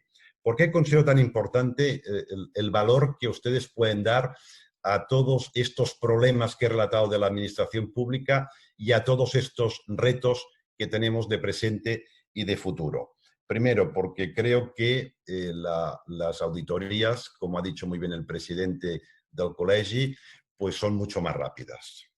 Y por lo tanto, esta seguridad jurídica y esta, digamos, rendimiento de cuentas hacia la sociedad se puede hacer de forma mucho más efectiva por la vía de los auditores externos, que además aportan un componente muy importante, que es el componente de independencia. Claro que los interventores, las intervenciones funcionan muy bien y el personal es muy cualificado, pero de forma injusta, el ciudadano lo ve como una parte interesada, potencialmente contaminada por el poder político, y no se acaba de fiar. Es bueno que alguien externo confirme, valide lo que hace internamente la administración pública. Y además porque lo puede hacer con un tiempo enormemente rápido. Y aquí el elemento tiempo es clave. Es decir, que exista buena auditoría, que exista seguridad jurídica, esto si no va acompañado, digamos, de un tiempo razonable, sencillamente ya no existe seguridad y ya pierde totalmente el interés por los ciudadanos. El segundo elemento que creo que es muy importante es porque su función puede mejorar la forma de funcionar la administración pública. Fíjense que no lo he hablado, pero la introducción de la inteligencia artificial de la robótica va a afectar a lo que es la burocracia de alta intensidad, no solo en el sector público, sino también en el sector privado. Y eso a veces no lo tenemos todos retenido en la memoria. Todos tenemos claro que los procedimientos burocráticos tradicionales, los manguitos se pueden robotizar, pero en cambio nadie se da cuenta que también se puede robotizar y va a ser objeto de robotización lo que yo llamo la alta burocracia. La alta burocracia es que, por ejemplo, no harán falta ni notarios ni registradores de la propiedad porque el blockchain, digamos, los va a aparcar totalmente. Hay algún país ya que ha decidido no convocar nuevas oposiciones de notarios y registradores porque lo va a hacer desde esta función, la lógica tecnológica, que es totalmente segura y además es totalmente transparente y mucho más eficaz y mucho más eficiente. Las auditorías en el sector privado, estaba leyendo un informe que en los próximos 4 años se van a robotizar el 25% de las auditorías. Cuando el mundo de la auditoría es un mundo, digamos, especialmente susceptible de ser robotizado y también el de la intervención interna de la administración pública. No se pongan ustedes nerviosos que no se van a quedar sin trabajo, porque yo creo que las partes, digamos, de su función más de tipo operativo, más de tipo instrumental, se les van a descargar, van a ser objeto de robotización y en cambio ustedes pueden aportar un enorme valor. Porque yo creo que una auditoría, aparte de que te diga si lo has hecho bien, lo has hecho mal y si todo está conforme a ley, a derecho, a los procedimientos de carácter formal, son las estrategias de mejora. Es decir, ustedes tienen que hacer una función casi de coaches, de asesores, de aquello que hace mal la administración pública, pero no solo a nivel, digamos, formal, que también, sino a nivel material, que gestionan mal, que podrían ser mucho más eficaces y eficientes, con análisis de costes, beneficios, etcétera, pues entonces ustedes pueden aquí aportar un valor totalmente indudable. Y además que estas auditorías son transparentes y eso es muy importante. Yo creo que la transparencia es fundamental para conseguir la legitimidad y, digamos, la empatía social. Y además el hecho de que sean transparentes no tendría que asustar en absoluto a la administración pública. El hecho que un informe de auditoría diga que una administración pública ha gestionado mal estos servicios, no ha sido suficientemente eficaz y eficiente, aparte que es un acicate para aprender y para mejorar, la opinión pública, curiosamente, no castiga este tipo de informes. Yo tengo la experiencia de que en su momento fue el primer presidente de Ivalua, el Instituto de Evaluación de Políticas Públicas, y uno de los principios de Ivalua es que todos sus informes son totalmente públicos y transparentes. Y evaluamos algunas políticas públicas enormemente comprometidas, complejas y delicadas política y socialmente. Y además con una evaluación que era muy crítica porque quedaba de manifiesto que se estaba haciendo muy mal y se hacía un conjunto de propuestas de mejora. Bueno, el simple hecho de hacerlo transparente no generó, digamos, ningún tipo de glamour a los medios de comunicación y pasó, digamos, socialmente inadvertido y no fue ni objeto ni tan siquiera de crítica. Ya no digo de crítica demagógica. Al contrario, es cuando la administración pública quiere operar de forma secreta, siempre hay filtraciones y entonces sí que se puede generar una gran desconfianza porque allí sí que es una forma donde los medios de comunicación o redes sociales que quieren hacer demagogia pues pueden decir cualquier cosa porque al ser el proceso que no es transparente pues es un enorme problema. Bueno, yo para dejar un cuarto de hora de debate lo dejaría aquí. Creo que se han abierto muchos frentes. Ya he visto alguna de las preguntas y espero que no sé si se me ha visto bien porque yo no he podido mirarme bien en el vídeo porque no aparezco. Sí, Joan Ramón. Sí, gracias, Carlas. Sí, veo que por lo menos está localizada una pregunta por parte de Josefa Casas, que es colega de la Comisión del Sector Público de Cataluña, y ella pregunta un poco qué solución le vería a la falta de liderazgo. Esto viene un poco unido con una cosa que se me había ocurrido durante el transcurso de tu speech, que es, y me ha dejado un poco asustado, que es, digamos, la falta de sucesión de mandos en el sector público, o sea, de gente que tome las riendas en el futuro por falta de vocación, por falta de interés, por falta de atractivo o simplemente por no querer asumir determinados riesgos, ¿no?, que la gente no quiere asumir. Entonces, un poco unido a lo que comenta Josefa, ¿cómo lo ves tú este tema? ¿Qué solución le podemos dar a este aspecto? Este justamente es el elemento que tiene más difícil solución y más difícil pronóstico porque no depende de nosotros.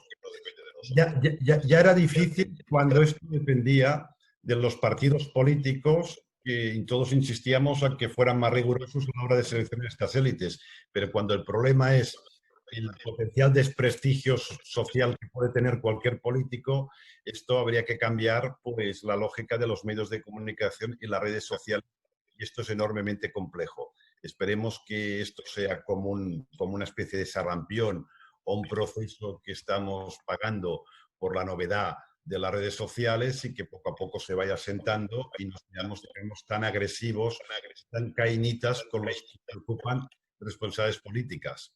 Otro tema que sí tiene más fácil solución es el tipo de liderazgos profesionales. Es decir, juventud con vocación de servicio público, para trabajar en la administración pública, la hay. Aquí lo único que tenemos es que hacer una administración pública que a la vez que sea más moderna, a la vez, al ser más moderna, es mucho, digamos, mucho más atractiva para la juventud. Y ahí la clave es cambiar claramente los sistemas de selección, que además hace falta cambiarlos técnicamente, porque las competencias del empleado público del futuro cada vez van a ser menos memorísticas. Yo no desprecio en absoluto la memoria, es el primer, digamos, auxiliar de la inteligencia, pero que todo sea evaluado de forma estrictamente memorística, pues ciertamente es un error y hay que tener algún tipo de competencias y otros sistemas de selección que son más atractivos para los mejores expedientes universitarios. Ahora me oigo con retorno. Sí, por ejemplo, me sigo yendo con retorno a ver si se podría solucionar este problema. El elemento, por ejemplo, si analizamos la crisis del COVID, yo creo que es un buen ejemplo. ¿Qué ha fallado en España?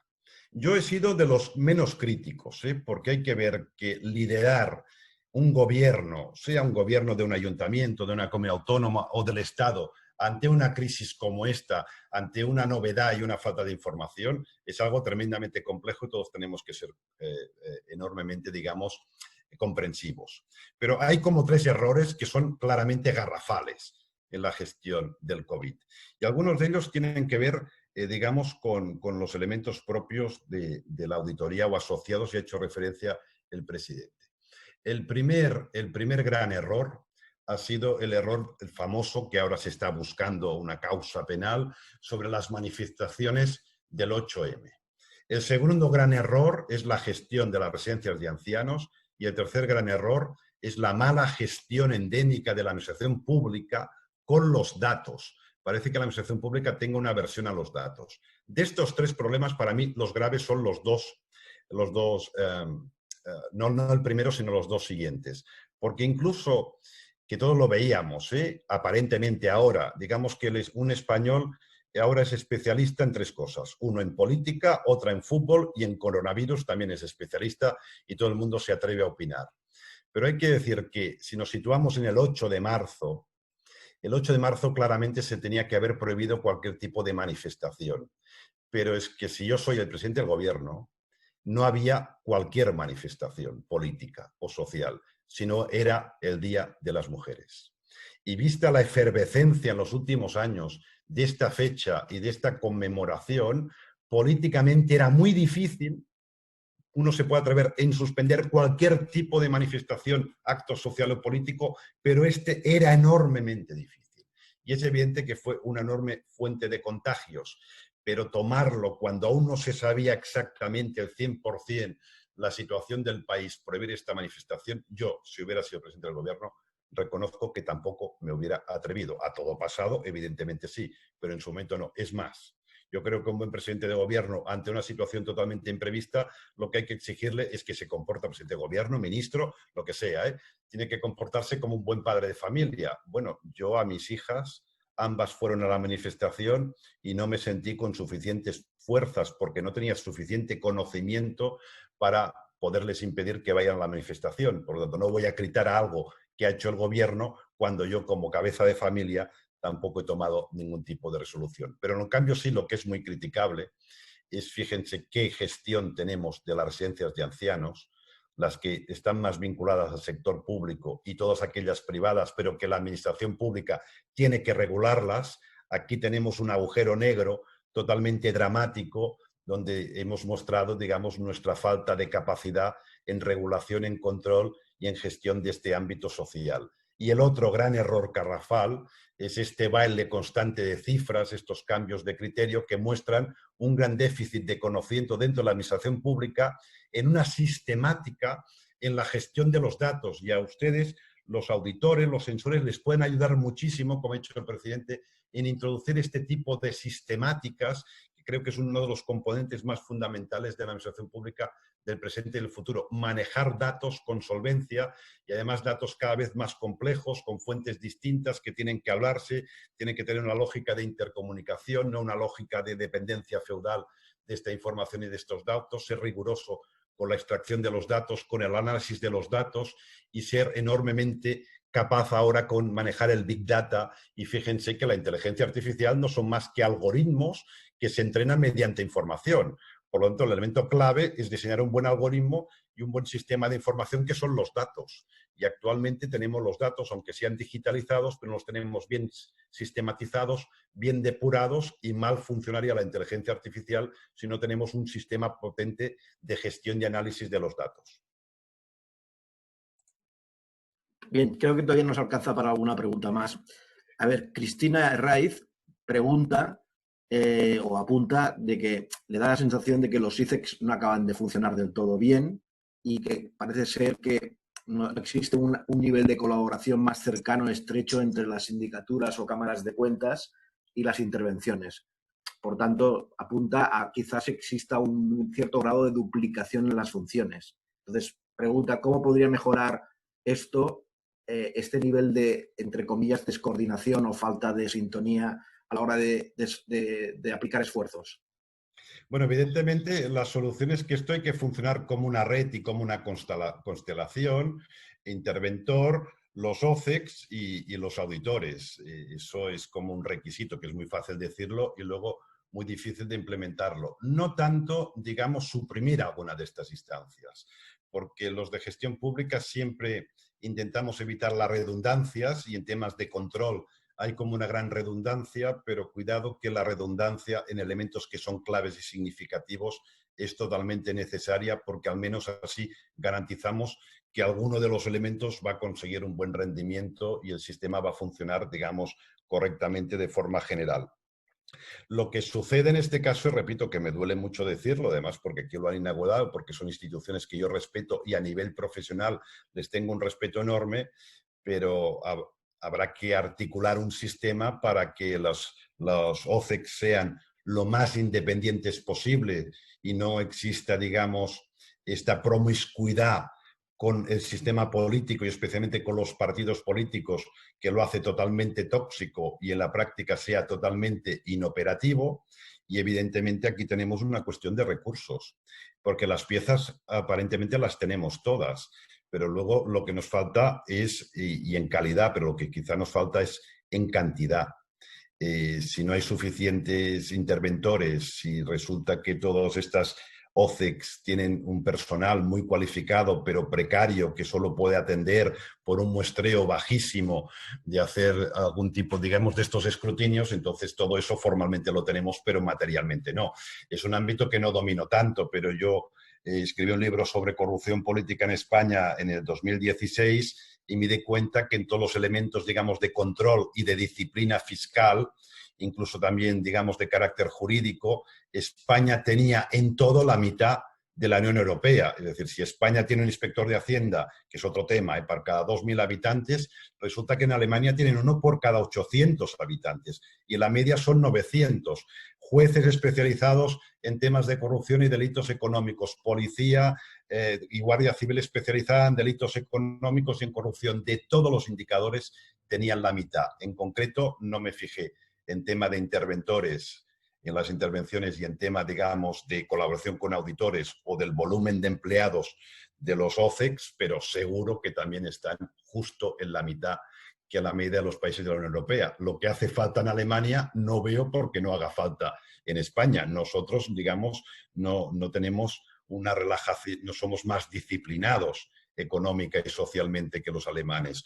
Quizá lo somos menos o iguales, pero no más disciplinados, con lo cual no veo por qué en otros países tengan desde un punto de vista cuantitativo más fuerza entonces a través de control, y en España no la hay. Bueno, sí, la explicación es que políticamente ya les ha interesado a algunos partidos políticos una cierta relajación institucional en los mecanismos internos y externos ex post de control por parte de las administraciones públicas, hacia las administraciones públicas. En este sentido, pregunta Francesc Rosa, ¿por Sí. qué tanta resistencia política a auditar a los ayuntamientos?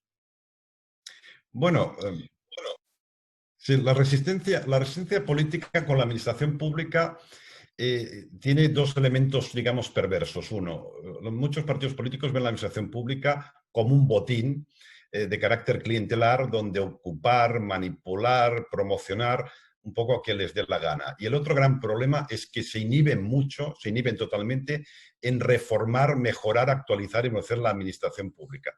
Esa es la principal crítica que hacemos a los políticos. Y luego hay una mala cultura de miedo injustificado, de que el auditor, a veces es cierto que hay auditorías que por cuestiones estrictamente formales, porque resulta que no había, debe ser importante, pero que resulta que no había suficiente quórum o una cuestión casi de horario, se hace de ello un gran escándalo político porque la gente lo asocia a cualquier fallo técnico a una cuestión de corrupción, le tengan un enorme miedo, pero si entramos en la rutina de hacer auditorías de forma rápida, donde la causa-efecto el ciudadano lo ve y totalmente transparentes, la ciudadanía, si hay transparencia y no se intenta ocultar las cosas, es mucho más razonable de lo que parece. Y en los medios de comunicación y las redes sociales, repito, si somos radicalmente transparentes, allí no encuentran ningún resquicio, digamos, para hacer notas de prensa escandalosas o para hacer algún tipo de demagogia. Yo creo que es un problema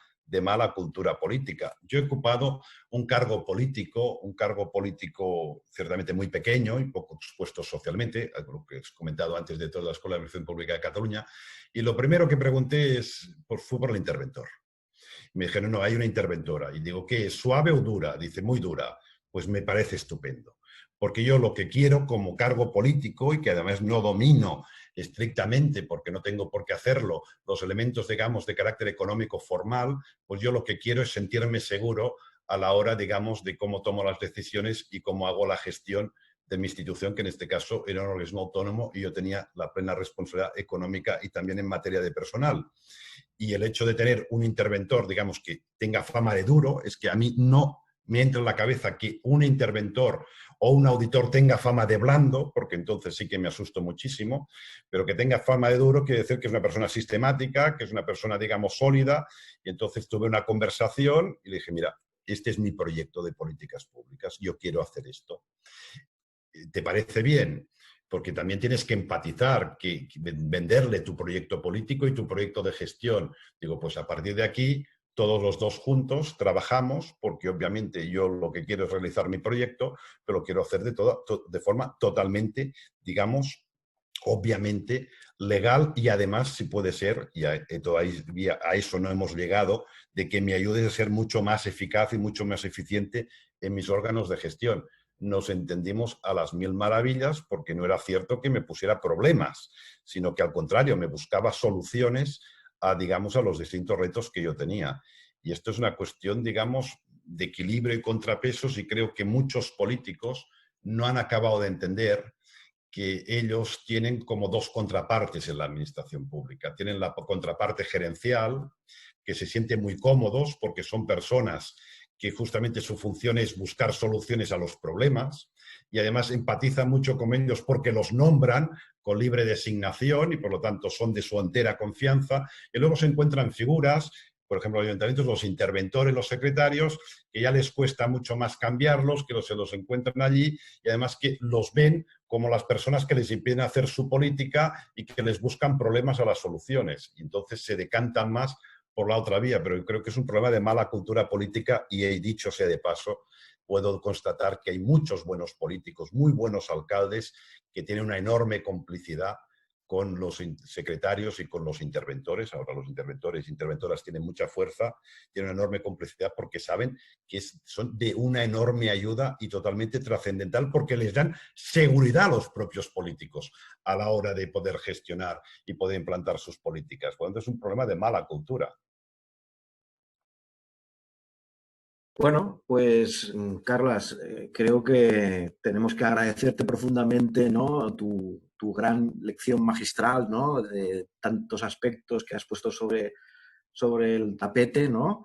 Y creo que ha sido una buena lección, ¿no?, para entender un poco hacia dónde vamos y qué tendríamos que hacer para mejorar, ¿no?, la performance del sector público y de su control.